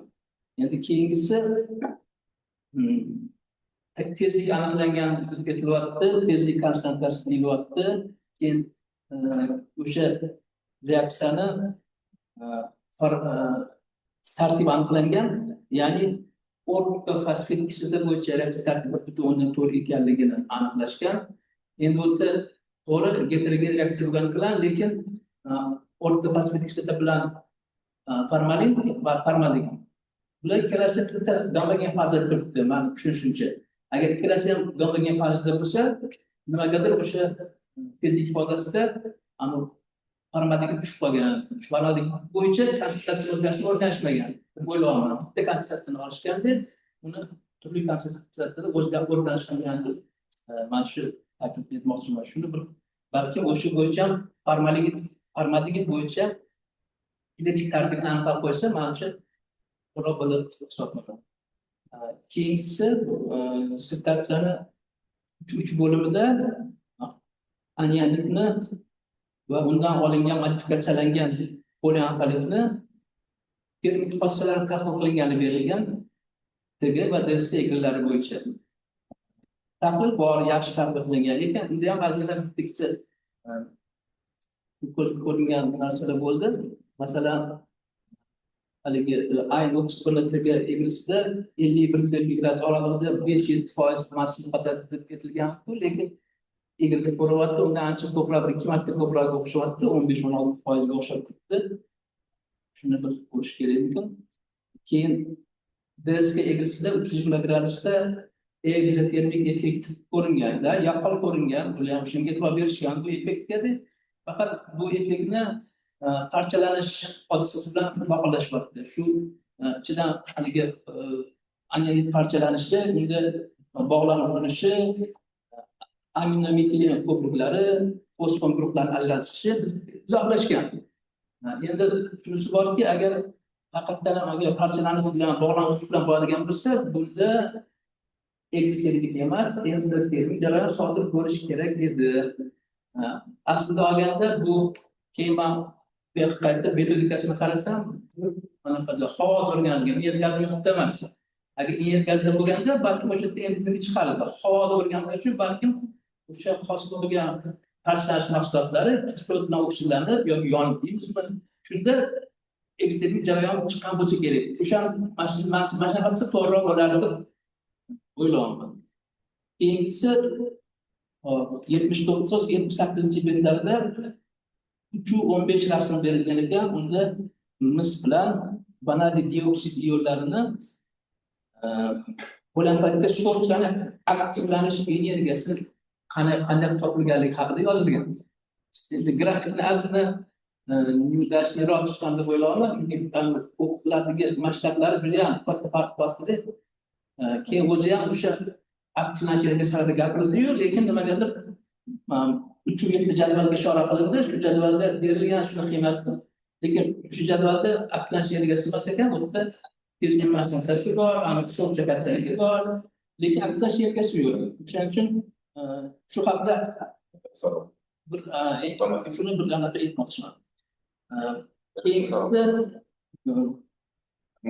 Bu hammasiga tegishli gap. Nimagadir hammamiz shuni xato qilamiz. Ya'ni grammatik xato bo'ladi. Xato qilamiz, xato o'tgan anaqada seminarda shu xato aytildi, bu xato to'g'rilanibdi. Baribir boshqa xatolar paydo bo'ladi. Shuni qanaqa qilishni men tushunmayman. Qanaqa qilish shuni grammatik xatoni kamaytirish mumkinligini baribir yana ko'rsatib qo'ysa shu yerda bor shu narsa bo'ladi. Shu xullas agar xulosa qilib aytadigan bo'lsak, xulosa shunday iboratki, farzlar tomonidan dolzarb mavzuga bahslangan nazariy va amaliy ahamiyatga ega ilmiy topilishlar bajarilgan, olingan natijalari, muhokama qilish darajasi, chop etish darajasi jihatidan falsafa fanlari doktor PhD qo'yiladigan talablarga to'g'ri javob beradi va dissertant shu ilmiy darajaga loyiq deb hisoblayman.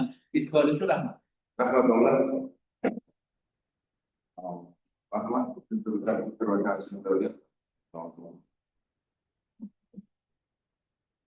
Avvalambor Ahmad Ustoz vaqtingizdan referat va dissertatsiya ko'rib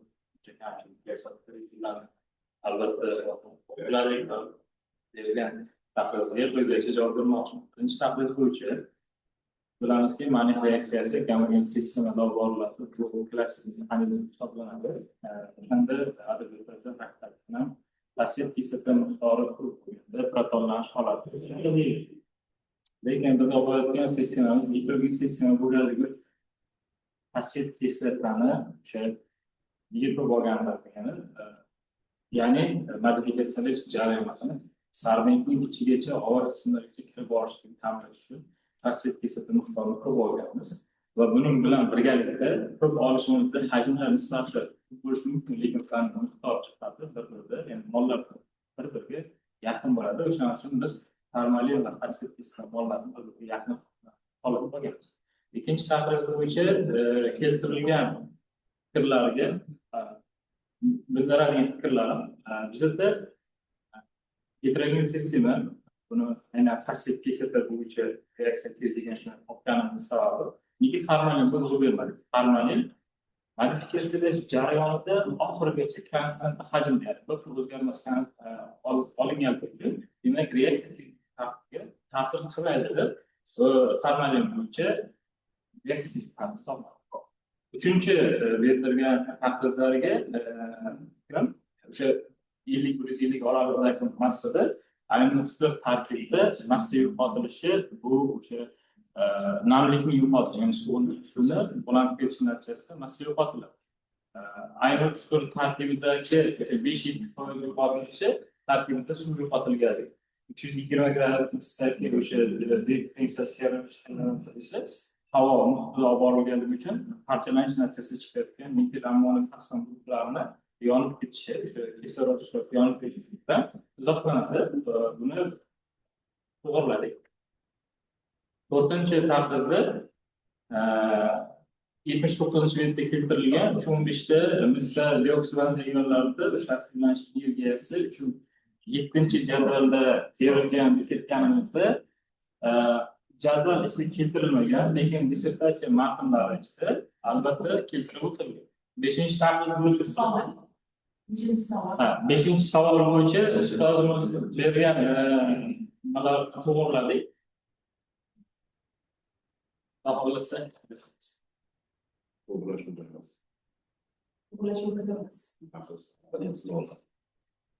gaping bormi? Keyingi davra bundan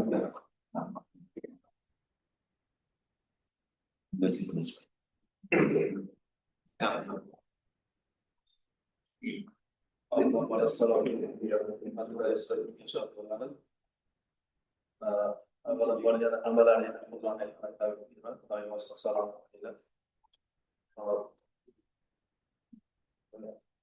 Ustozimiz aytganlaridek, Adnan Salimov yuqoridagi dissertatsiyasini YouTube'lar haqida batafsil tushuntirib berdilar. agar ruxsat bersalar, yo'l bersa, takliflarimda.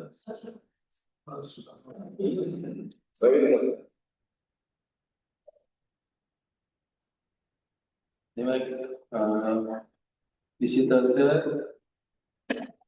biz 2 betni tashkil qilib, juda ham tushunarli, sodda va oson yozilgan. Albatta, ishda yana ham tushunishga yordam beradi bu narsa. Endi albatta yutuqlar bilan birgalikda ba'zi bir kamchiliklarni aytishga o'tish lozim deb hisoblayman. Shulardan birinchisi, dissertatsiyaning 55-gi tibur jadvalida 70% pastki kislotada istat almashuvi qiymati yuqori chiqqan deb nomlangan. Lekin uni pastki muhokama qismida esa va umumiy xulosa qismida ko'rish mumkinki 75% pastki kislotada yuqori deyilgan uchun bunday qilgan. Hop, ikkinchisi, dissertatsiyada birinchi va ikkinchi boblar uchun ham umumlashtirilgan xulosalar kiritilmagan. Buni men to'g'risi endi seminarda ham aytib o'tgandim. Uchinchisi, dissertatsiyani 61-betida A31 va A31 asosidagi qo'llanmalarni ringni tahlili nomi keltirilgan. Shu yerda jadvalda adashmasam 3-4 jadval bo'lishi kerak edi. Birinchi jadval bo'lgan. Buni olganda demak shu bu yerda A31dagi ular intensivligi 16.9 va u asosda olingan polipaletning ringni fluoresitdagi intensivligi ham deyarli o'zgarmagan. Biz bilamizki, massaga bog'liq balki o'zgarish mumkinmidi degan savol tug'ildi. Demak shunday. To'rtinchisi, dissertatsiyaning 99-betida yangi olingan ion almashtiruvchi materiallarga asoslangan aholi suvlarini tozalash qurilmasi yaratildi va aholi suvlarini dioksivanaziy va mis ionlaridan tozalash uchun sun'iy o'tkazildi deyilgan. Olingan polipaletni san'at miqyosida ishlab chiqarishning iqtisodiy samaradorligi ham o'lchangan. Aniqroq bu yerda keltirilmagan, hisobda qilingan degan ma'noni bildiradi savolni.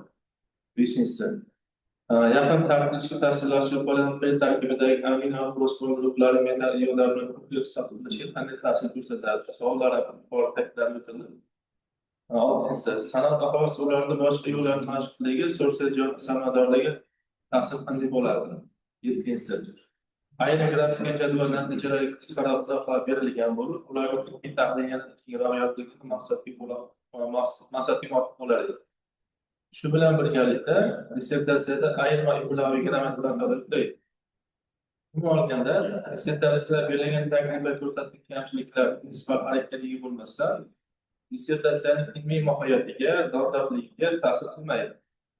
Talabgor oldiga qo'yilgan maqsad vazifalar bajarilgan ishni bajarish jarayonida zamonaviy usullardan foydalanilgan. Xulosa qilishni aytamanki, demak, Faydulloh Yusufjon Sayfullayevichning yaqin tartibli ichki ta'sirlashga sintetik poliillyustrlarga asoslangan ion almashuvchi tizimlar olinish va xossalari mavzusidagi 12.006 yuqori molekulyar kimyo ixtisosli kimyolar bo'yicha falsafa doktori ilmiy darajasini olishga loyiq hisoblayman. Bo'lgancha rahmat.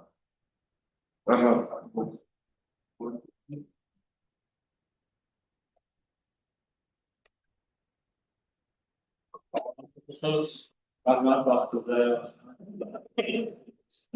ko'rib berganingiz uchun bildirilgan taklifga savolga bu jadvalda keltirish xatosi kelib qoldi.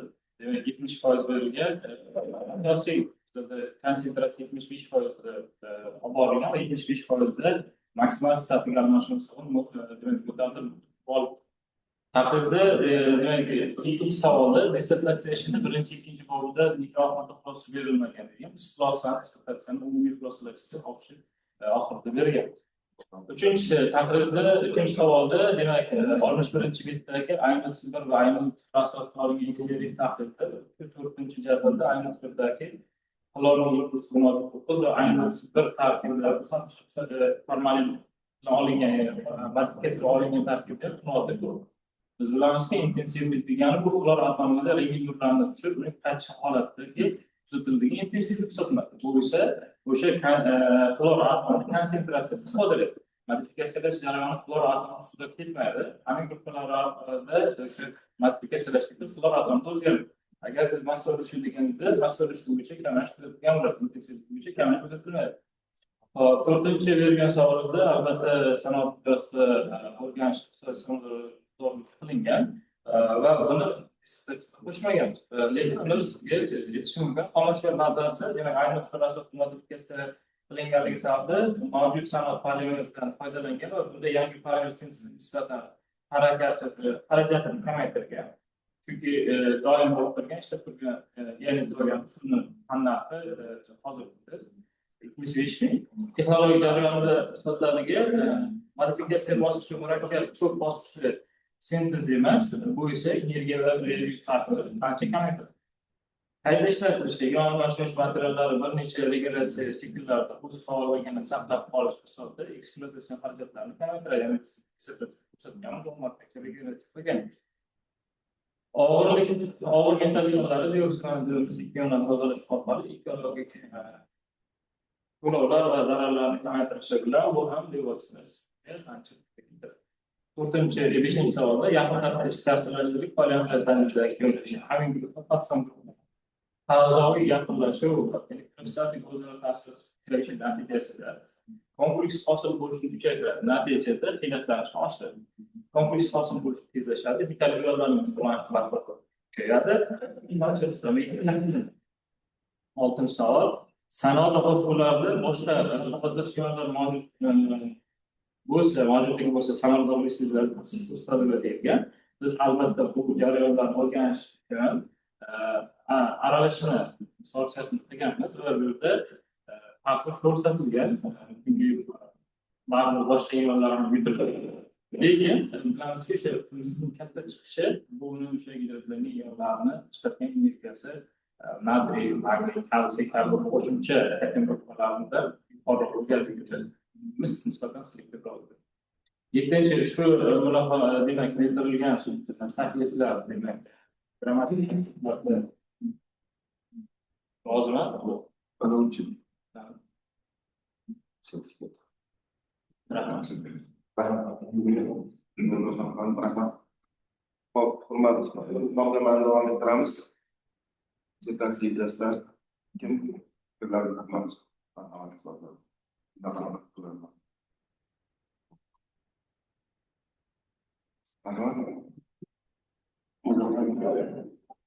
Bugun Fayzullo Turishjonov PhD dissertatsiyasini himoyasini taklif berilgan savollarni faxrchilarga savollarga javoblarni eshitdik. Fayzullo demak kafedrada seminarda takliflarni tingladik. Olimlarning rahbariga endi haqiqiy tayyor bo'ldi. Savollarga javoblar, ma'ruza, takliflar endi boshqa bir tomonga ko'tarilgani demoqchiman. Endi dissertatsiyaning yangilik ichki joylarini gapirmayman. Jon o'zi mana o'zimizda o'qitib magistraturada ham fundamental bilim tomonidan juda yuksak yaxshi oliy mana shu ta'lim tizimida katta tajribaga ega. O'ylaymanki, bu keyingi dissertatsiya ishlarini davom ettiradi. Endi menimcha mana shu muolajadan keyin o'zimiz amalga boshlayotgan nima kamchiliklarni borligi o'ziga yaqqol tashlanadi. Mana buni rivojlantirishni ham ishlatish kerak. Hammasi yaqqol tashlanadi. Mana shulardan qilingan farzlar dissertatsiya ishlarini tadqiqot ishlarini tashlab qo'ymasdan davom etadigan niyatdamiz. Mana bu bugungi kishi hammanglardan qo'llab-quvvatlashi chaqiraman. Rahmat. Rahmat, Muzaffar. Nafaqat fikrlar bor.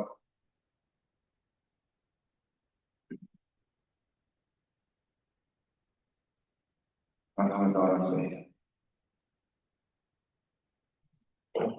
ish albatta juda yaxshi ish. Yangi matematik shaxsiyan bo'ladi. Bor albatta samarali foydalanish yo'liga qo'yib yaxshi juda ahamiyatga ega. Bor sarfiyatlarni effektivlikda samarali foydalanish ham iqtisodiy jihatdan ham malaklik jihatdan ham boshqa yo'nalishda bir qancha afzalliklarga olib keladigan yo'nalish. Albatta bu yerda boya dominant bilan ikki barobar sarfiyat ishlatiladi. Yaqin tartibda sarfiyat, ya'ni birinchi xususiyatga ega bo'lgan sarfiyatga, yana ikkinchi xususiyatga ega bo'lgan sarfiyat bo'lishi kerak hisobda.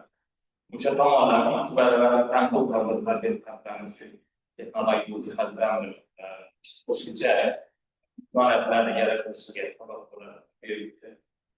Sarfiyatlarni selektivligini oshirishga dunyoda aynan siyrak metallar yoki bo'lmasam qimmatbaho metallar, noyob metallarga bo'lgan selektiv sarfiyatlar yaqin tartibli ta'sirga ega bo'lgan tarkibda yoki funksional yoki polifunksional ta'sirga ega bo'lgan sarfiyatlar asosida kamyob metallarni ajratib olishga keng qo'llanadi. Kamyob metallar bilan dunyoda strategik ahamiyatga ega bo'lgan metal. Kelgusida aynan masalan tavsiyam kamyob metallarga bo'lgan tadqiqotlarni ko'proq o'tish kerak. Butun dunyoda aynan kamyob metallarga, siyrak metallarga bo'lgan talab juda yuqori. Chunki texnologiyani asosi o'sha kamyob metallarga qo'llanadi. Men shu yo'nalishda qarasa yana ishni ahamiyati oshadi. O'ylayman va sizdan omadli ishlarga ijobiy baholarni olganlarga ijobiy baholashga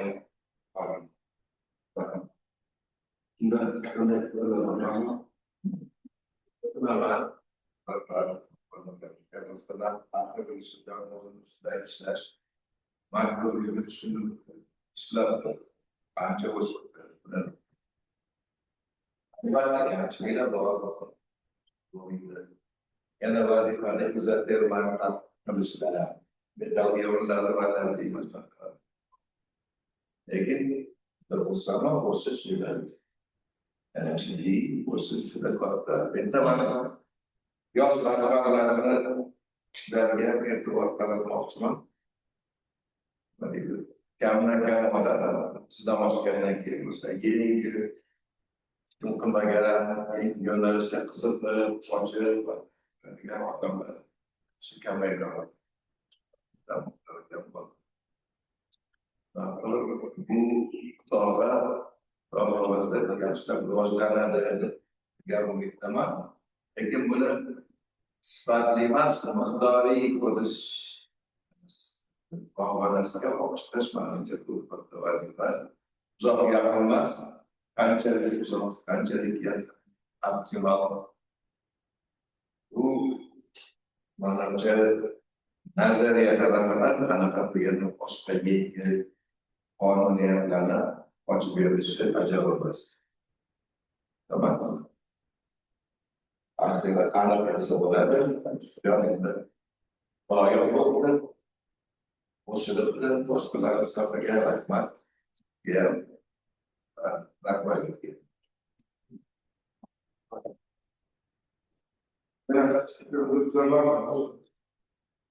Maylimi bir ikki og'iz fikr bildirsak. Assalomu alaykum. Assalomu alaykum. Marhamat olim. Assalomu alaykum hurmatli ustozlar, hamkasblar. Avvalo barchangizni bugungi va kirib kelayotgan ulug' ayyom bilan tabriklashga ijozat berasizlar. Yaxshi kunlarimiz har doim sizlarning duolaringiz bilan bardavom bo'lsin. Men bu dissertatsiya bilan juda qiziqib qolgan tomonlarim bor, hurmatli ustozlar, hamkasblar. Sababi biz ko'pincha u yoki bir turkumdagi anianiyat, kataniyat, umuman yonalmashuvchi materiallarga, sarmentlarga urg'u beramizda, lekin uning ichiga hech kirib bormaymizda. Biz faqat yuza absorpsiyani amalga oshiramizda absorpsiyani o'rganamiz. Lekin mana hozir ustoz hamkasblar aytib o'tishdi, что bu yerda o'sha bizni obyektimiz, tadqiqot obyekti, dissertantning tadqiqot obyektining ega. Mana shu va dissertant mana shundan kelib chiqqan holda musbat yo'lli sistemalarda, eritmalarda qanaqa ta'sirlashuv bo'ladi? Unga yaqin tartibdagi ichki ta'sirlashuvning ta'siri qanday bo'ladi? Shu haqida fikr berdi. Men istardimki, shuni yanada bir kengaytiribroq keyingi tadqiqotlarda amalga oshirsa. Va biz ko'p kengashlarda aytardik, tanlab olingan ionlarning nimagadir biz ion radiuslariga yoki bo'lmasa koordinatsion sonlariga urg'u bermaymiz. Ko'pincha bu neorganik kimyogarlarga xos. Qolaversa bu dissertant do'stimizda ham ishlarida shu narsaga urg'u berilyapti. Boya savol berganimda ham aytdim. Bu vanadil ion, bu murakkab molekulyar ion. Ko'p eshitadigan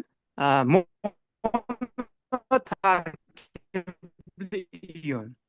Ana endi dissertant oldida bitta masala turadi. Bu ham bo'lsa, bu ichki ta'sirlashiga ega bo'lgan absorpsion sistemada qanaqangi bir kimyoviy mexanizmlar ketadi, qanaqangi bir ilmiy yondoshuvlarni ochib berish mumkin. Mana shu narsaga urg'u bersa yaxshi bo'lardi. Mening ma'lumotim, mendagi ma'lumotga qaraganda, agar adashsam uzr so'rayman, mis2 plus uni ion radiusi adashmasam 0,073 nanometr. Vanadil ionnikisi где-то bir 0,05 0,07 nanometr atrofida-da.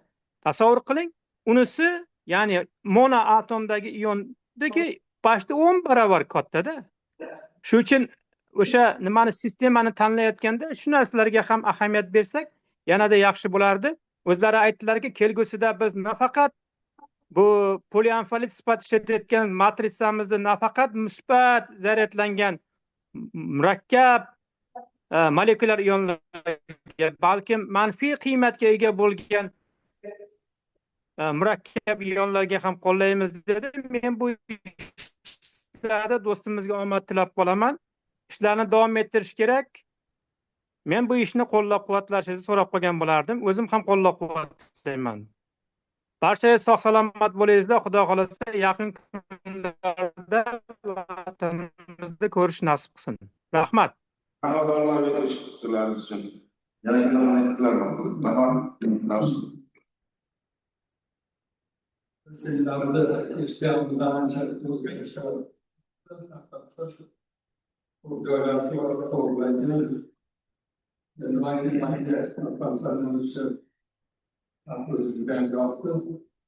ko'p avvalgi tavsiyalar ko'rsatganlar ma'lumot bo'lsa ularni doimiy ko'rib termik analizdan effekt bo'lishi kerak yoki endotermik effekt bo'lishi sabablaridan shunday ko'rdim. Ya'ni parchalarimizda endotermik effekt kerak parchalar bir boshqa tarixda jadval grafiklarni bilan yaxshi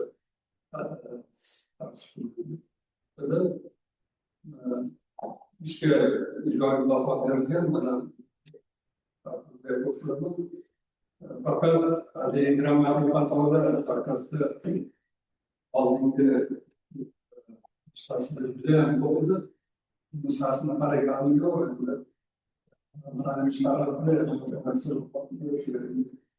O'shanga mashaladagi avtorizasiya o'qiyotganda grammatik xatolar o'zbekcha bilan ruscha bilan asar kelishadi.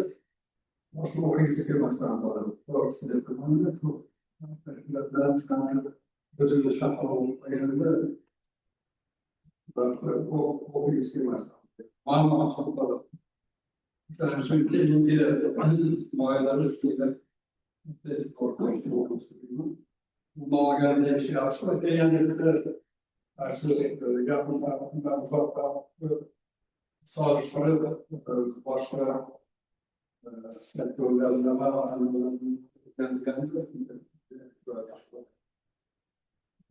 biz o'rgangan biz ilk bor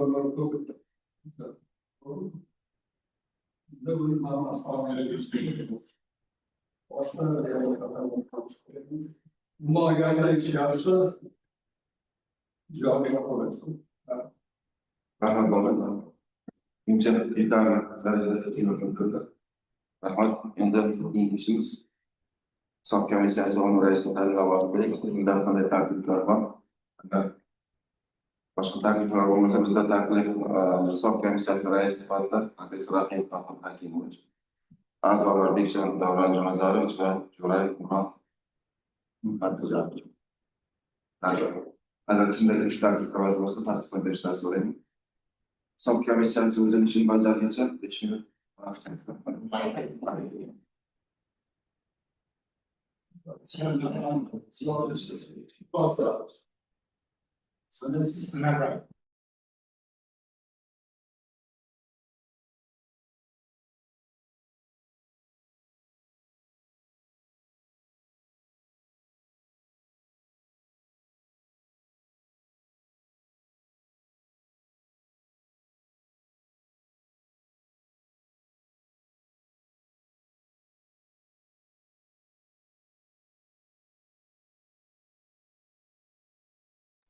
qanday qabul qilamiz? Taklif belgilar. Demak, bir ovozdan qabul qilindi. Undagi tushub xulosa loyihasi va tasdiqiy belgilarni yozmasini huquqlar tasdiqlashni so'rayman. Rahmat, xulosa belgilar qabul qilindi. Endi hisob komissiyasiga o'tamiz.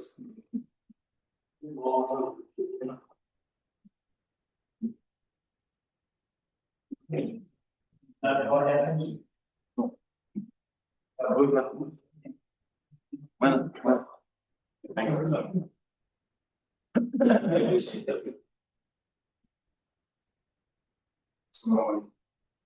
Assalomu alaykum. Assalomu alaykum.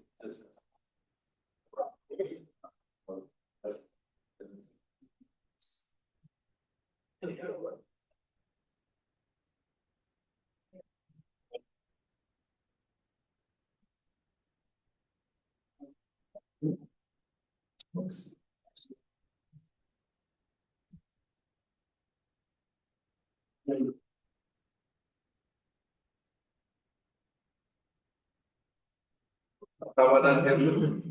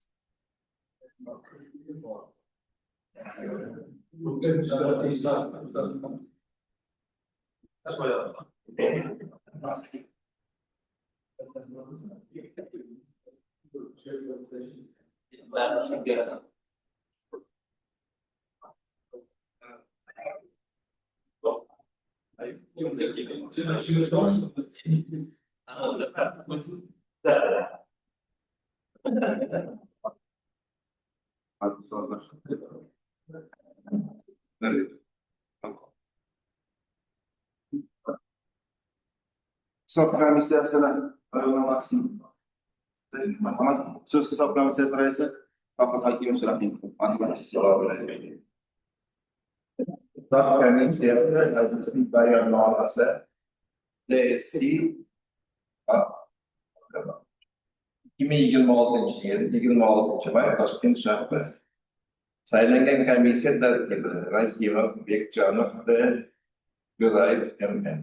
Komissiya Fayzullayev Jon Sayfullayev kimyo fanlari bo'yicha falsafa doktori ilmiy darajasini olishga qo'yilgan dissertatsiyasi yuzasidan yashirin berilgan ovozlar sanash uchun saylangan. Majlisda kengash a'zolaridan 11 kishi, jumladan ko'rib chiqayotgan dissertatsiya xususligi bo'yicha 9 nafar fan doktorlari qatnashdilar. 11 ta byulleten tarqatildi, 0 byulleten tarqatilmay qoldi. Ichida 11 ta byulleten borligi aniqlandi. Ovoz berish natijalari. Fayzullayev Jon Sayfullayevga kimyo fanlari bo'yicha falsafa doktori ilmiy darajasini berish bo'yicha quyidagicha ovoz berildi. Tarafdorlar 11 ta, 100% qarshilar 0, yaroqsiz topilgan byulletenlar 0. Hisob komissiya raisi va a'zolari imzoladi. Rahmat, tabriklayman. Hisob komissiyasi bayonnomasini tasdiqlashni so'rayman. Murojaat qilsam. Rahmat, hurmatli ustozlar. Endi yakuniy so'z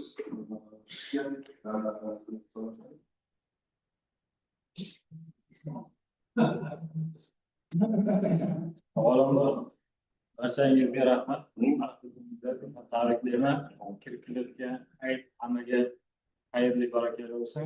Vaqtlaringizni ayamasdan missiyalar o'tkazilgan uchun katta rahmat. Rashid. Birinchidan ota-onamga rahmat aytaman. Ular shu kungacha yonimda birga bo'lib, duolari bilan buni kelisholmadi. Duo qilib. Kimyo sohasiga kirib kelishimga asosan buvimlar sabab.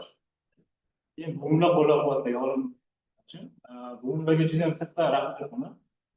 Shunga kelishimga asosiy qo'llab-quvvatlovchi odam.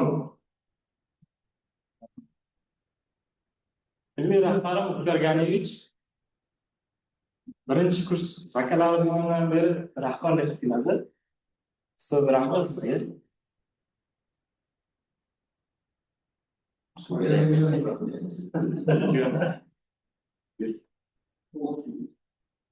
Yana rahmat Bekchan Davron akaga. Ustoz hayot yo'lida ham ilmiy yo'lda ham juda ham katta yordam berdi. Nima dedi?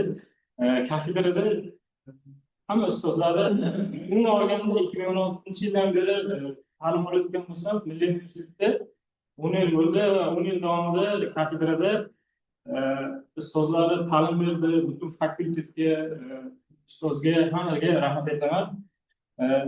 Aytmoqchimanki, bu mahallaga shu holatga kelishimga ustozimning turtkilari orqali yetib keldim. Ustozim agar shunchalik qo'llab-quvvatlab fikrlar berib turmaganda, ilmlar bilan o'zlarini ilmlar bilan qarashmaganda, men bu minbardan chiqib siz da'volaringizga rahmat aytolmagan bo'lardim.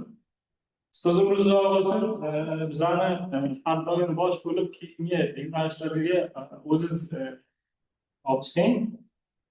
Rahmat ustoz.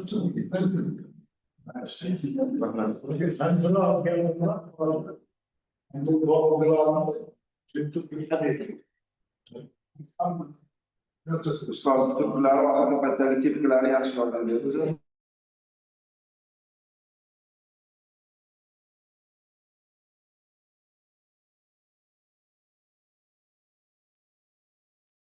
Yusufjon, tabriklayman. Meni sharbatimni olib qo'ying, Yusufjon.